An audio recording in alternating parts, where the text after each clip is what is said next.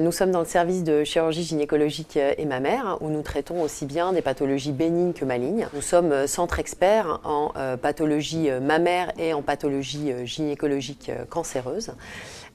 Nous disposons d'un service de consultation. C'est un service qui est complètement autonome par sa prise en charge du patient. Cela débute avec la plateforme de la gestion des risques. Donc on anticipe le cancer, on anticipe le suivi. C'est un pavillon qui a été organisé de façon optimale pour un parcours de patients personnalisé et facilité. Sur ce même lieu, les patientes pourront être accueillies, avoir leurs hystéroscopies, colposcopies, l'organisation de leur éventuelle intervention. Elles pourront rencontrer les différents praticiens, mais aussi la programmiste. Nous avons une psychologue qui a un environnement adapté pour recevoir parents et enfants.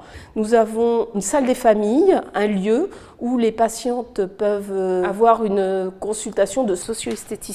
Et nous avons aussi une art thérapeute bénévole. Nous avons un service d'hospitalisation qui est la salle Jacques Salabarou où nous disposons de 12 lits, 10 chambres seules et une chambre double qui nous permettent d'accueillir toutes les chirurgies et notamment les chirurgies plus lourdes. Beaucoup de chirurgies dans le service sont réalisées en chirurgie ambulatoire. Pour ce qui est de l'ensemble des chirurgies du cancer du sein, eh bien c'est près de 50% des chirurgies qui peuvent être réalisées en ambulatoire.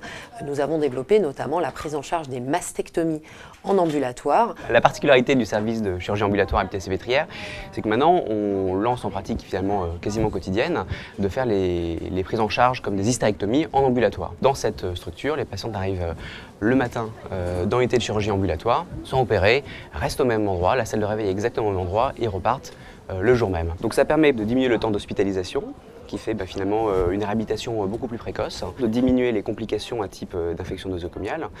Et puis ça nous permet nous aussi d'optimiser finalement la prise en charge globale des patientes en diminuant tout ce qui pourrait retenir une patiente à l'hôpital. Nous avons très à cœur la recherche dans le service et notamment tout ce qui est innovation technique et notamment pour ce qui est du développement de la chirurgie robotique. Alors l'avantage du robot dans cette indication, c'est que finalement ça nous permet de normaliser cette technique chirurgicale pour toutes les patientes, sans difficulté péropératoire particulière et sans rallongement finalement de la durée d'hospitalisation. Et puis dans la littérature, on sait que la chirurgie robotique a été associée à moins de laparoconversion, des taux de transfusion moins importantes, que ce soit pour le bénin et pour le malin, et donc finalement un retour à domicile plus fiable.